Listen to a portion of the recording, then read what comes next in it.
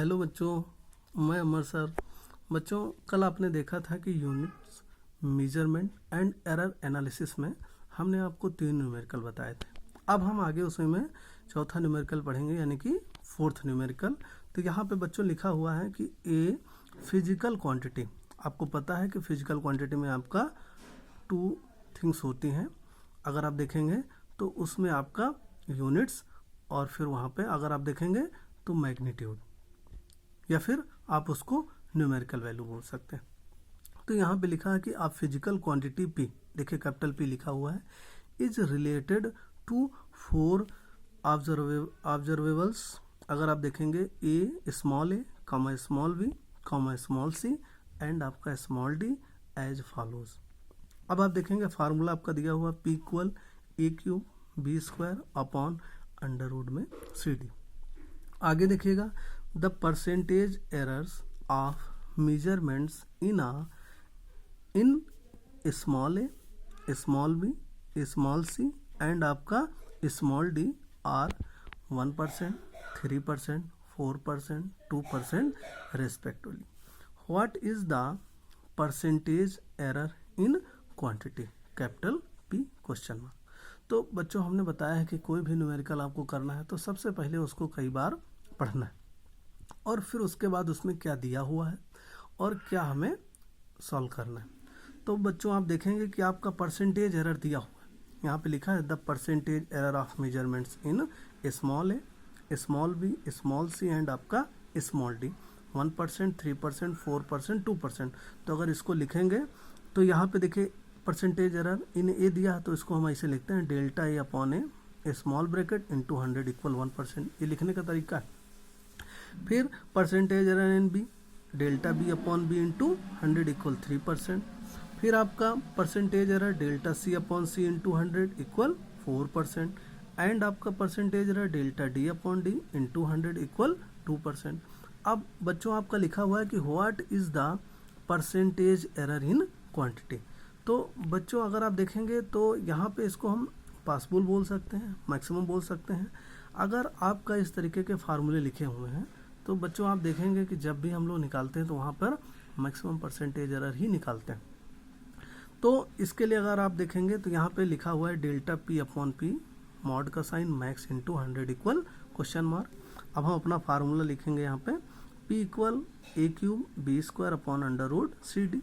बच्चों, इसको थोड़ा सा सॉल्व करेंगे। P equal a cube b की पावर 2 और ब्रैकेट में सी डी की पावर -1/2। बच्चों, यहाँ पे जो सी डी लिखा है इसकी पावर 1/2, अब लेके जाएंगे तो माइनस का 1/2 हो जाएगा। थोड़ा और सॉल्व करेंगे तो P equal a cube b की पावर 2 सी की पावर -1/2 और डी की पावर -1/2। अब इसको फार्मूले में बच्चों सेट करेंगे तो यहाँ पे लिखेंगे delta P upon p mod में max into 100 equal 3 curly bracket, फिर स्मॉल ब्रैकेट में delta a upon a into 100 curly bracket close. आपको पता है कि जो पावर्स होती हैं वो आपकी फ्रंट में हो जाती है और इनके बिटवीन जो साइन है मल्टीप्लिकेशन का वो सब आपका प्लस में हो जाता है, या फिर डिवीजन में है वो भी आपका प्लस में जाएगा। तो यहाँ पे देखिए 2 लिखा हुआ तो आप फ्रंट में कर लेंगे करली ब्रैकेट स्मॉल ब्रैकेट में delta B upon B into 100, फिर करली ब्रैकेट क्लोज, फिर अगला प्लस का। अब देखिए यहाँ पे -1/2 लिखा हुआ है लेकिन हम प्लस में ही पुट करेंगे तब आपका वो मैक्सिमम परसेंटेज एरर निकलेगा। तो प्लस का 1/2 करली ब्रैकेट में स्मॉल ब्रैकेट में delta c upon c into 100 curly bracket close. फिर यहाँ पे देखिए प्लस, आप देखेंगे डी की पावर -1/2 दिया तो यहाँ पे +1/2 लिखेंगे करली ब्रैकेट में delta d upon d into 100, फिर करली ब्रैकेट आपका क्लोज। अब बच्चों आप आगे देखिएगा यहाँ पे अब हम वैल्यू रख लेंगे, वैल्यू पुट कर लेंगे क्योंकि आपने देखा कि हमने ऊपर वैल्यू लिख रखी है। तो यहाँ पे delta P upon p mod का sign max into 100 equal 3 into 1% plus 2 into 3% plus 1/2 into 4% plus 1/2 into 2%। तो यहाँ पे अगर आप देखेंगे तो डेल्टा पी अपॉन पी यहाँ पे मॉड का साइन मैक्स इंटू 100।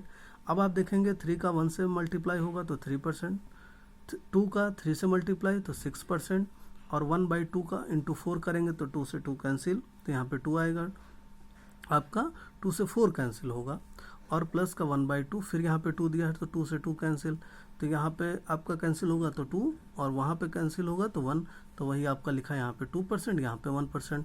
तो टोटल आप देखेंगे फिर आपका मॉड का sign delta P upon P max into 100 3% plus 6% plus 2% plus 1%।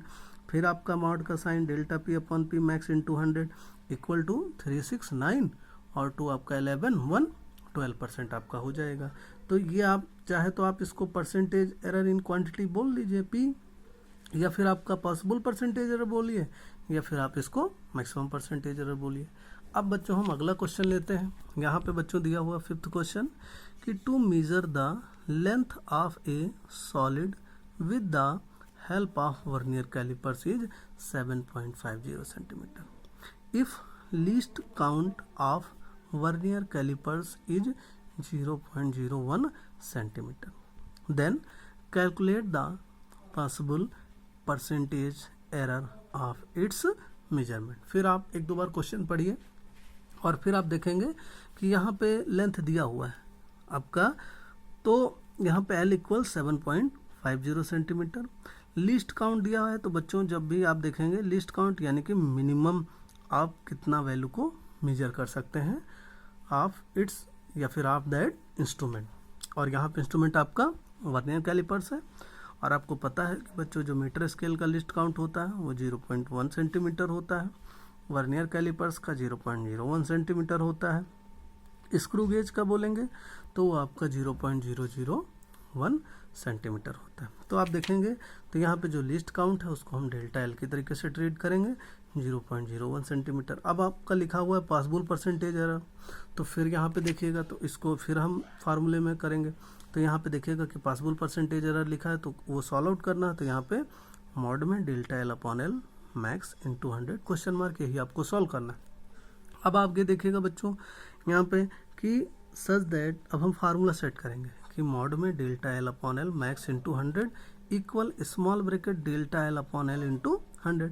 अब आपको पता है कि डेल्टा एल की वैल्यू 0.01 है और एल की वैल्यू 7.50, तो यहाँ पे आप पुट कर दीजिएगा इंटू 100 करिए।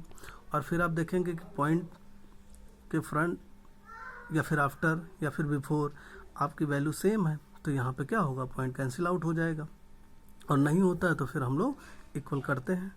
आगे देखेंगे तो यहाँ पे delta L upon L max into 100, तो आप 100 इंटू 750 हो जाए अपॉन 750।